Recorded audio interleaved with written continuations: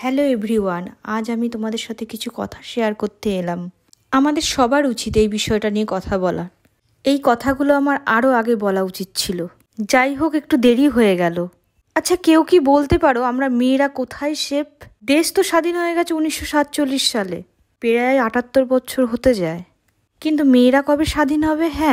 হ্যাঁ, মেয়েদের স্বাধীনতার কথা বলছি। আমরা কবে নির্ভয়ে রাস্তাঘাটে ট্রাম বাসে ঘুরতে পারবো বলতে পারো তোমরা? এমন দিন কবে আসবে? রাত পোয়ালেই তো 78তম দেশ স্বাধীনের দিবস পালন হবে, কিন্তু আমাদের জীবনে এই কালো রাতগুলো কিভাবে পার করব বলতে পারো? মনে আমার অনেক অনেক প্রশ্ন। আরজি মেডিকেলের জঘন্যতম ঘটনাটা ঘটেছে, আশা করি সবাই জানো। একজন ডক্টর পড়ুয়াকে ধর্ষণ করে নৃশংসভাবে খুন করা হয়েছে। এরকম ঘটনা নতুন কিছু তো নয়, প্রত্যেক বছর একটা দুটো তিনটে চারটে নিউজে আমরা দেখতেই থাকি। প্রতিবার আন্দোলন হয়, মিছিল হয়, প্রতিবাদ হয়, আবার দুদিন পর সব কিছু নর্মাল হয়ে যায়। কিন্তু এভাবে আর কতদিন? শুধু আরজি করেই নয়, এর আগেও আমরা দেখেছি কামধুনি, বীরভূম, সব জায়গাতেই মা বোনেদের সম্মান নষ্ট করা হয়েছে। মা বোনেদের সম্মান নষ্ট করে পৃথিবী থেকে সরিয়ে দেওয়া হয়েছে। কিন্তু এটা আর কতদিন চলবে? কতদিন তারা রাতের অন্ধকারে একা একা বেরোতে ভয় পাবে? তাদের কি কোনো স্বাধীনতা নেই?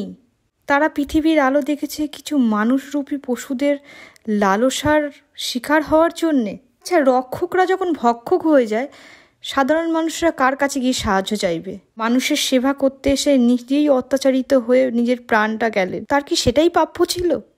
মানুষ ভালো কিছু দেখে ভালো কিছু শেখে, খারাপ কিছু দেখলে তো খারাপটাই শিখবে না? এদের মতো হত্যাকারীদের বাঁচিয়ে কী লাভ? আজ অন্যের সাথে হচ্ছে, কাল তোমার সাথেও হতে পারে। আমার মনে হয় এই মানুষরূপী অমানুষগুলোকে জনগণের সামনে ফাঁসি দেওয়া উচিত।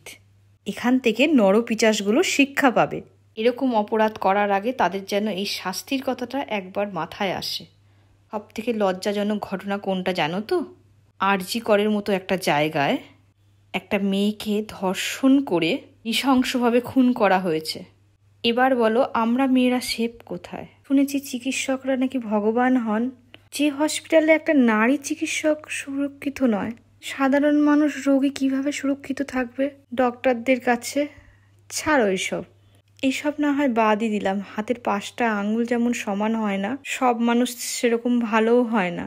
তাই খারাপ মানুষগুলোকে যদি উপযুক্ত শাস্তি দেওয়া হয়, তাহলে আমরা মেয়েরাও স্বাধীনভাবে খোলা আকাশের নিচে গলায় আমরা বলতে পারবো আমরা স্বাধীন ভারতবর্ষে বাস করি।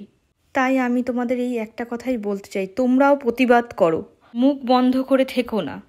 স্বাধীন দেশ আমাদেরও অধিকার আছে স্বাধীনভাবে বাঁচার।